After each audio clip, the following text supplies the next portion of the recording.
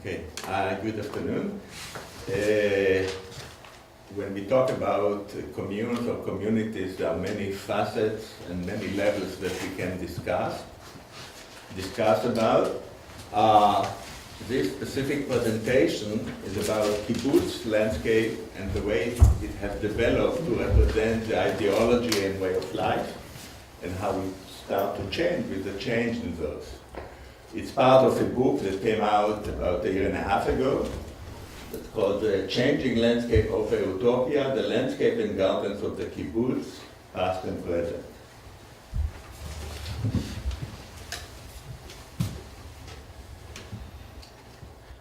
I'll first define what I call kibbutz landscape, so we'll be on the same basis. It's a combination of buildings, structures, and open spaces such as public and private gardens, roads, and walkways within the kibbutz settlement.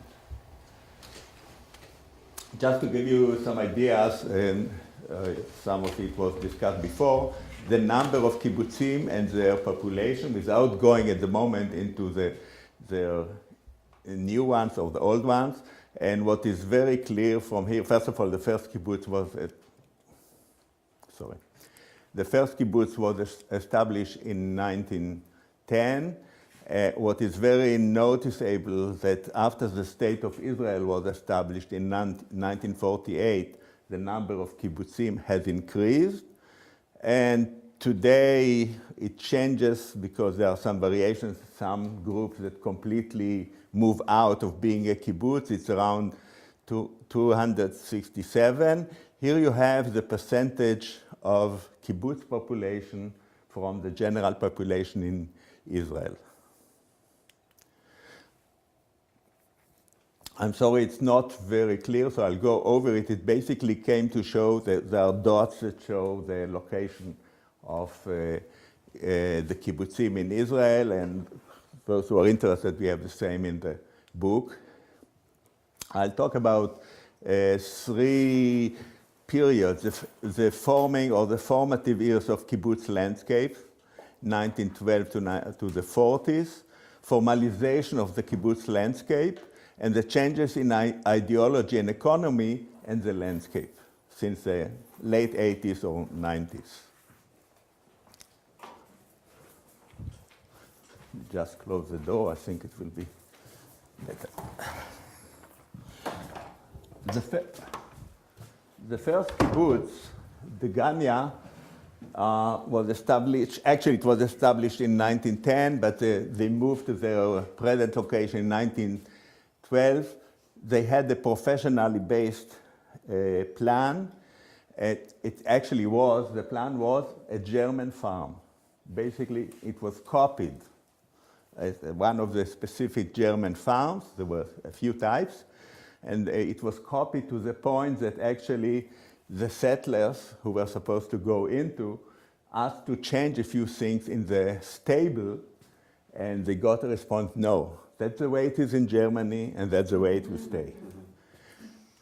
Basically, so what we have the farm area that is enclosed, a two-story building, you can see it here in this photograph, for housing, and that one-story building as dining hall and kitchen.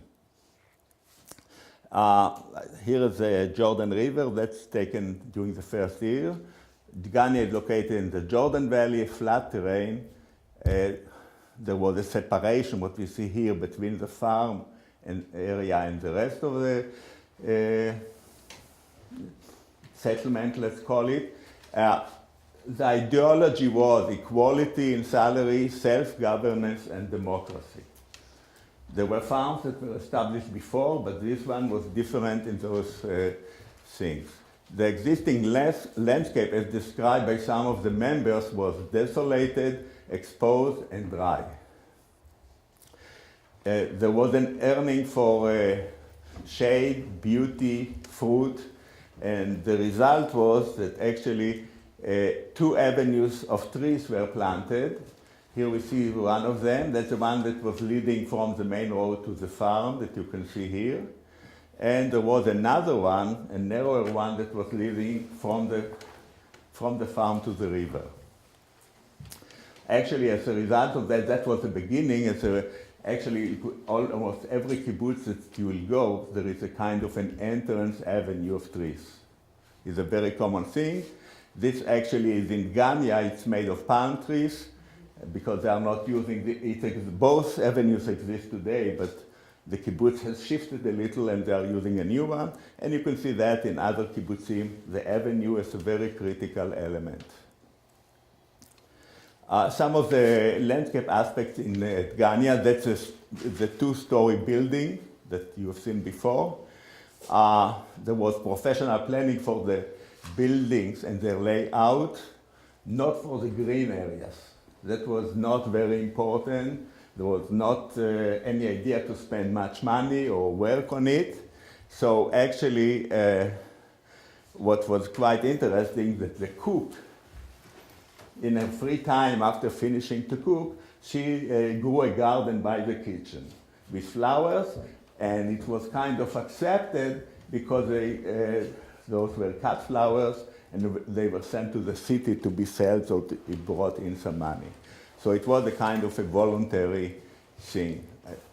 Later on, a more elaborate garden was developed near the two-story house and the dining hall.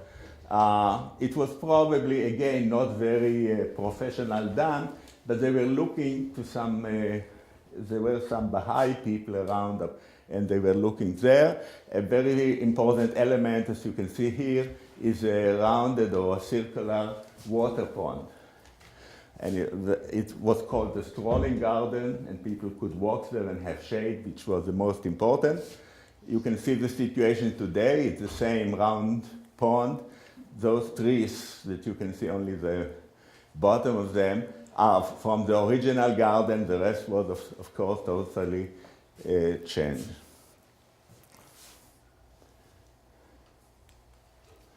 Uh, 10 years later, near Ganya, a second kibbutz was developed, Ganya, in 1922. It's again the same location, very close. Today they almost touch each other after they expanded. Zoning again this is a very interesting plan. It's very different. First of all, you see the trees, the rounded areas, the green areas, are an important part of the plan. They really define the boundaries and a lot of things in the kibbutz. As to the building and the spaces, let's start from here. That's a cowshed. That's the stables. This and this are chicken coops. In the center, it's hard to see, and it was also in Ganya Aleph, is a dove's cote for doves to grow, which could also be eaten and also used for fertilization. This is the central building with a dining hall and kitchen and some other things. And this was supposed to be the housing area and a kind of a public hall. And in addition to the trees that are here the first time in the plan, there is also a gazebo here in the garden.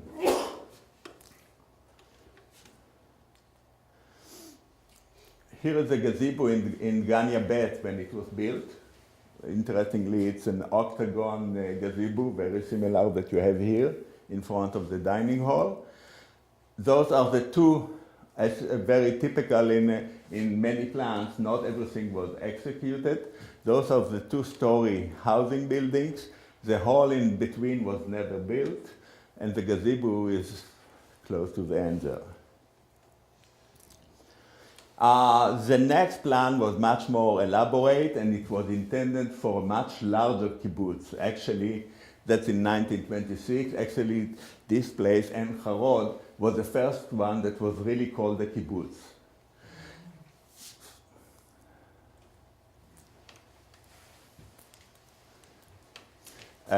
And I don't know how much you can see, but basically it's based on a central yard.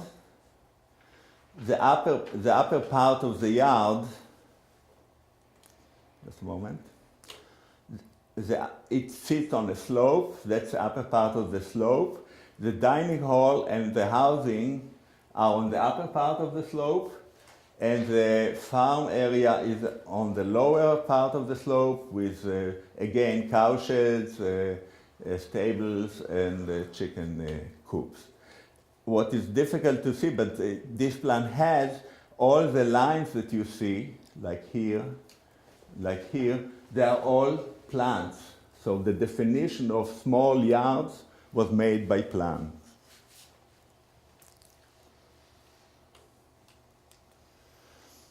Here you have the same kibbutz and Harod, the way it looks today. It's looking from the dining hall, 2 avenues of palm trees, the large lawn, very typical to many kibbutzim. The area in front of the dining hall is a very important open space, a public area. As you'll see, that is the one here is the plan of that area. That is the dining hall. Those are 3 buildings, and that is the lawn with the 2 avenues of trees. So that's basically looking from here. That photograph was taken looking from here down the slope. The last plan that I would like to really deal with is Kibbutz Beit Zera 1928. It was a professional landscape plan. The one for En Harod was 2. But this one was interesting because it's a plan for a whole kibbutz, which is, I think it's the first one that we have seen. Let's talk about, Beit Zera is very close to the Ganya, that we've seen before, on the Jordan River, that is here. And the strand shape is given by it sits on a cliff above the river. What we see here, that is the farming yard, made of the cow sheds, stables, chicken coops.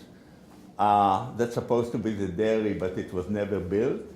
That is a common dining hall, and that is another yard for the housing. It's built of a number of houses surrounding an open space. You can see, which became also stayed very traditional for kibbutzim, that the farmyard didn't have really much vegetation. It's only the other parts. What is interesting in this plan, first of all, it has an overlooking place here, a place to sit and overlook the river. So it's kind of a viewing point for relaxing. There is no grass. There are some other plants that create the green area, and the whole plant is in German. And what is written here is Gemüse, which means vegetables. And the idea came from Germany because it was, at that time, at the beginning of the century, there was the idea of social gardening and the idea that each family has to have a supply of its own needs. So it even came to the kibbutz. It was never done because the kibbutz was different. So a member of the kibbutz described how they ignored that and had a common vegetable garden somewhere else. That just to give you an idea about Beit Zera, how it looked from there a few years later. That's a cow shed that I mentioned before, the stable, the chicken coops. In the center, instead of the dairy, they built the water tower. And here, that's a farm yard.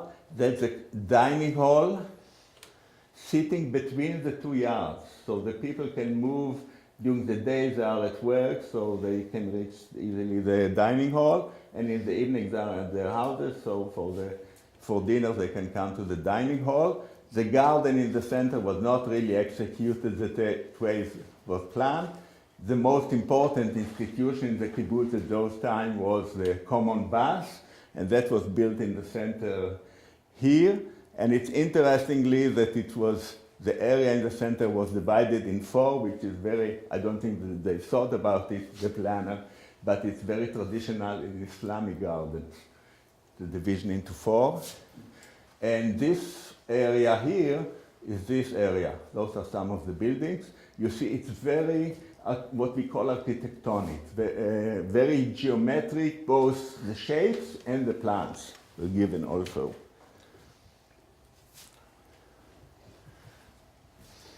I will go quickly over that, the kibbutz landscape and ideology.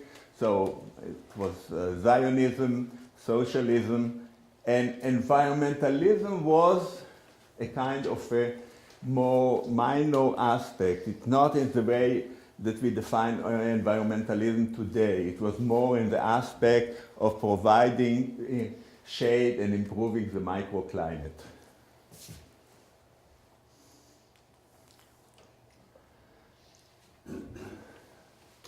Here are some of the elements of the kibbutz landscape in response to the ideology. Zoning as a functional mean to enhance communal life. I'll talk about it a little later. Dominant central area. The central area is the most dominant area. Then there was a housing area, education area, farm components, storage, and so on.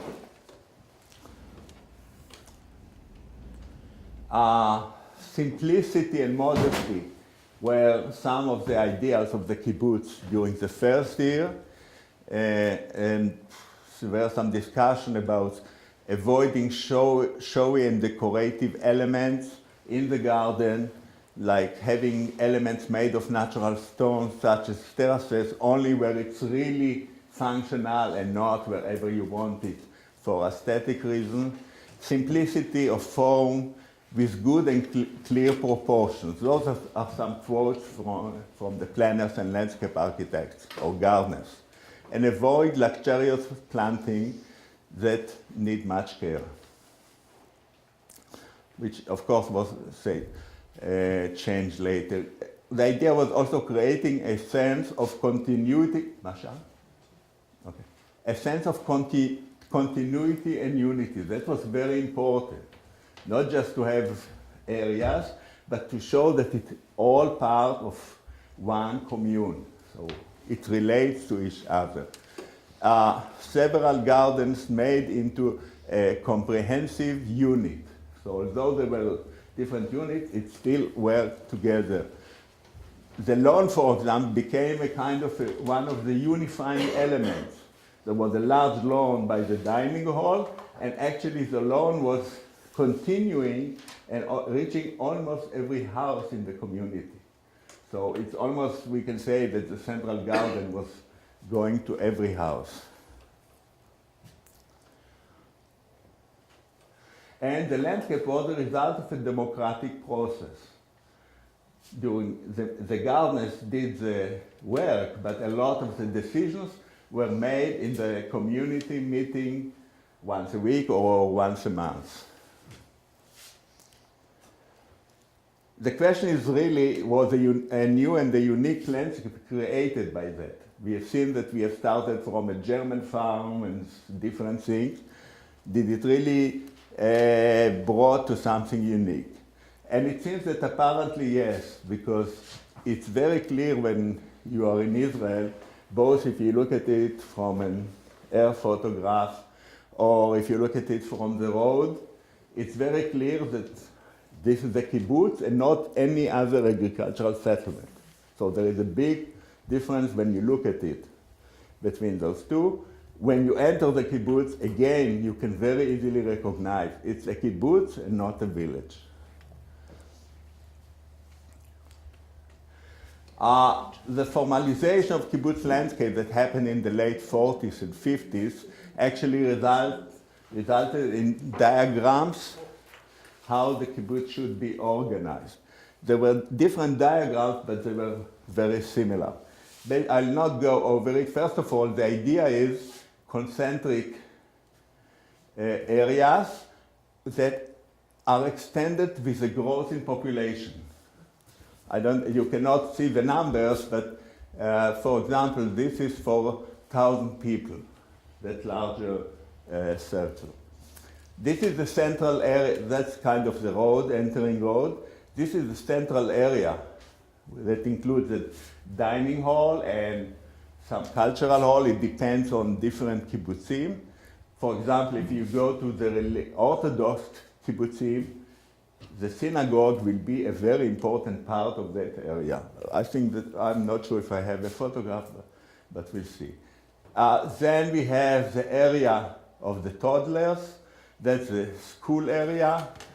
That is housing. That is housing. That is the high school. And here you have workshops. Here you have cow sheds, chicken coops, and so on. So there was a clear diagram here, the way kibbutz should be planned, and it was used very clearly. So there was a formalization. There was a big change in the kibbutz in the landscape of the kibbutz in the 40s and 50s. Here is Kibbutz Ein Harod that we have seen the plan before, and you could see that everything is very geometric. Not only the buildings, but the landscape is very geometric, straight lines, the trees and so on, what we call architectonic type. In the 40s, there was a big debate in the kibbutz about the landscape, saying that this type of landscape doesn't fit the kibbutz. Although it existed for 40 years in the kibbutz, it doesn't fit the kibbutz, it doesn't fit the way of life. And they start to move to a different type of landscape, what might be called the English landscape or the free type of landscape that you can see here. You see the paths are not straight anymore, the vegetation is planted differently, areas are not geometric. Here is the central area, and you can see how it was used. It was a very important area for celebrations and different cultural activities. Here is the way that the kibbutz looks from the air, and you can see very clearly that's the workshops and the farm area that has almost no vegetation, and the rest is very vegetated. Some of the changes in the kibbutz that have an impact on the landscape. I call it the kibbutz moved from a very introverted society to an extroverted one.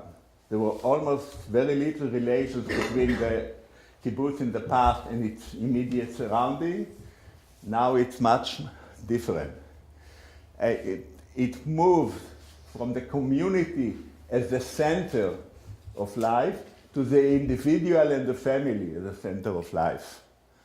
And naturally, the central area started to lose its importance. And the car became a very important element, because if it's now extroverted and people are working outside and people are coming into work, it's very different.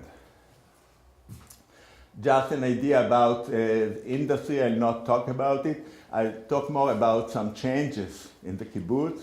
For example, that's correct for 2002, about in 72% of the kibbutzim at that time, and it changes a little all the time in both directions, people were paying for meals in the central dining hall. Before it was not. The dining hall closed in 9% of the kibbutzim. And pay for electricity, pay for laundry, privatization of health services, rent of empty apartments to people who are not members, and building for non-members, and link between personal budget and hours worked and payment for overtime. Some of the changes that we see. Here we see old situation in the old kibbutz, very small private garden, a large public area. That's a public lawn and a very small private garden by the apartment. The new housing is very different. The private area is much larger than the public area. That's a public area. So, here you see plans to change things even beyond what it's now. You can see that's a plan the way it is now. That's the plan for privatization of the apartments and the land around it. So all the public land will be divided into individual private lots. There is much more individualism. Everybody can now change. Some kibbutzim can change and add things without any control, and a sense of privacy, establishing fences. This one is a kibbutz that the dining hall is still functioning as regular, and you don't pay. This is a kibbutz where the dining hall is partially in use, and only a small group of people come to have dinner here. This is a dining hall that is completely not in use as a dining hall anymore. And this is a dining hall also not in use. In those three, you still see quite a lot of care. Here you start to see that when some things fall apart, they are not corrected anymore. They are left like that because they don't want to spend money on that. Moving outside or connections to the outside are very important. That's waiting for the school bus, while before education was in the kibbutz. That's a kind of private arrangement to get to the car, to move out to work and not through the center. The car in the kibbutz landscape, some new neighborhoods, subdivisions that are attached to the kibbutz. You can see those are the plans of the new neighborhood attached to the kibbutz, and those are some of the buildings built in those areas. Industrial areas or shopping malls that are built on agricultural land, and I think that probably gave you quite a good idea. And the question is, where is the kibbutz going also from the landscape point of view, I think. Thank you.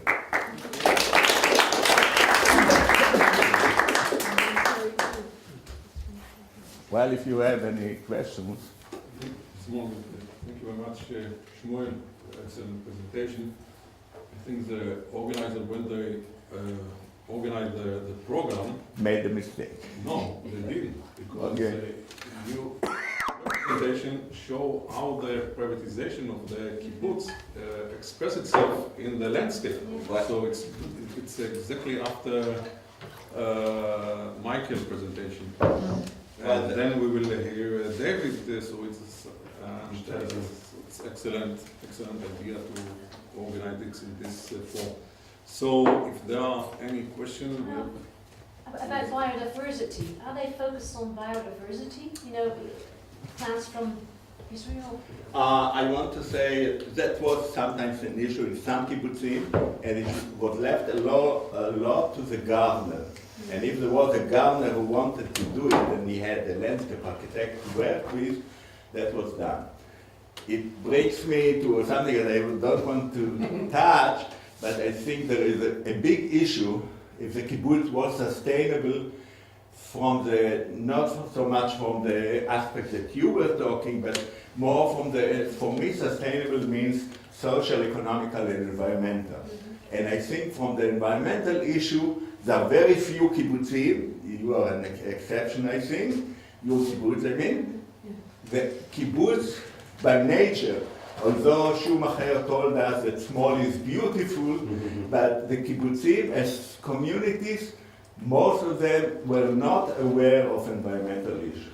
They were more interested, on one hand, production, increased production, on the other, to get what they need, shade and even beauty, but the environment was silent. One more question? Okay. Since when do you find in the plans places for schools and children houses? That's an interesting question. And combine it to nature maybe, because it might be an element of the ideology. Nature, not so much. Okay. But we find it very early. Excuse me, not in Dgania so much, because Dgania, although it was the first kibbutz, it was an exception because the education there was not communal at the beginning. There was a big debate there, and but it was not communal. In other kibbutzim, we have seen, if I go back, I think we'll go quickly back.